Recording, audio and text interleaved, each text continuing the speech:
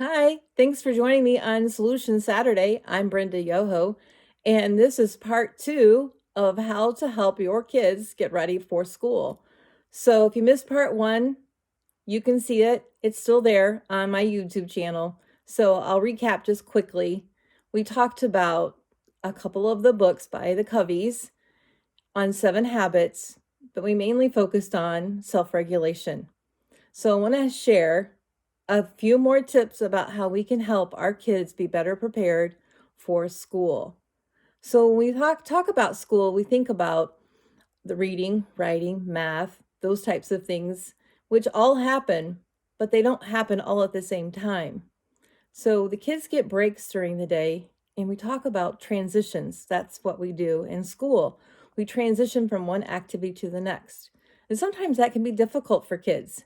Like, for example, if they're outside for recess and they're right in the middle of a real good game, they get a little upset when teachers say, it's time to stop. We've got to come over and do this. So, how can we help our kids be better equipped to handle all these different transitions? So, just like at home, when the kids are playing and you say, it's time to come in, wash your hands, get ready for dinner, it's the same kind of thing. So, what I would like to talk about is how we can help build those skills to transition over to the same things at school. So, what I suggest is have a daily routine that the kids are used to. So, you can start that now with getting prepared to go back to school. And some people are already back in school. So, start with a bedtime, make it consistent. I know it can be hard, especially if you have children who are very active and in different kinds of sports and activities, but try to stick with a daily routine because when we have routines and they're the same for the kids, it helps with understanding what they expect to happen next. And that is such a big thing for our children. Daily consistent schedules and routines so they know exactly what they're supposed to do. One of the other things I think that is so important is also to model what we expect our kids to do when we're upset about something. So I know I can get upset and I can be a little angry about things, but I can't show that to my kids and my grandkids.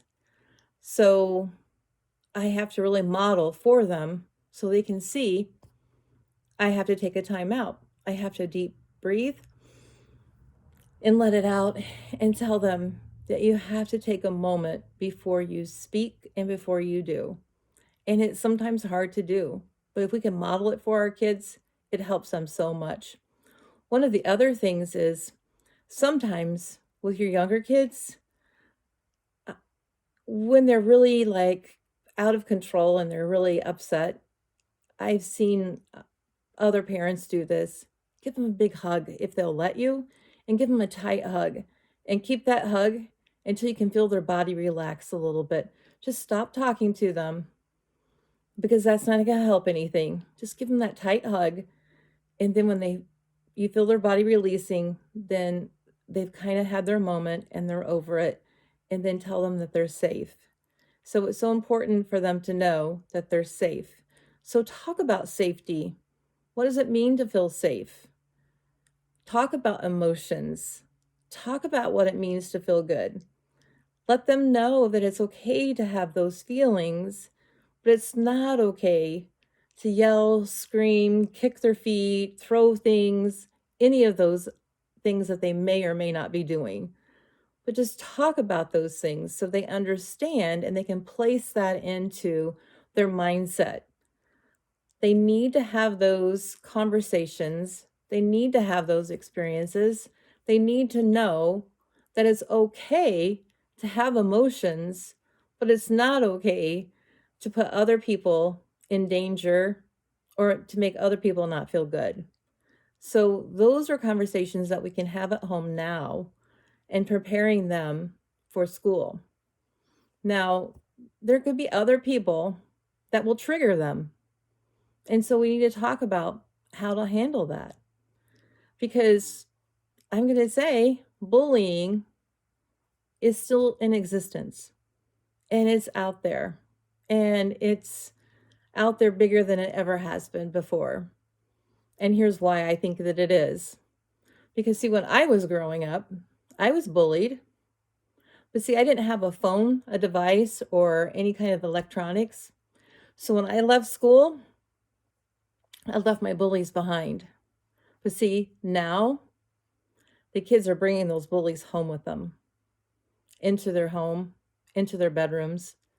See, they're there. Even the good kids, those cliques, those that they consider are good kids, and cliques that are the popular kids, those kids are coming too. Those kids that make them feel like that they don't belong at school because they're not in their little group. Those kids are coming with them. So now they're feeling like they can't escape them. So it's up to us as parents to talk, and talk a lot with our kids. But most importantly, listen to our kids. And it's hard because our kids aren't going to tell us everything. And we have to just keep having the conversations. But most importantly, I want you to remember this. Listen to what's not said. Watch. If you see changes in your child's behavior, start wondering why. Start talking to the teachers. Start talking and finding out, is your child acting different at school? It's up to us to find out and investigate, because we don't want to be wondering what's happened to our child. We want to know what's happening with our child today. So there is something that we can all do, and we need to do, and that's to be active in helping our kids be the best that they can be. We want every child to feel good and to feel safe everywhere they go.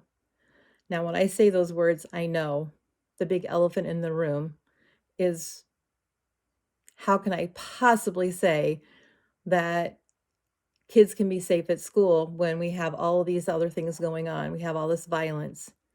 It's true. We can, because we can stop all of this by having these conversations, by listening, by changing how we respond and react now, by looking at changing the way we deal with mental health, the way that we deal with our children, by helping and supporting them and lifting them up and helping them get the skills that they need to be successful. We can all do this together. We can do this as a home, as a school, and community, all together, working together to do what we can to make sure our children are safe and they feel good at home, in school, in their community. Let's make this happen. I have a free ebook that will give you more ideas about how you can help your child with self-regulation. I hope that you'll join at my website. It will be up and going, I'm sure, soon. We're working on the glitches. When you join, you'll have access to the free ebooks. So look for this one on self-regulation. Thank you. I'll see you next Saturday.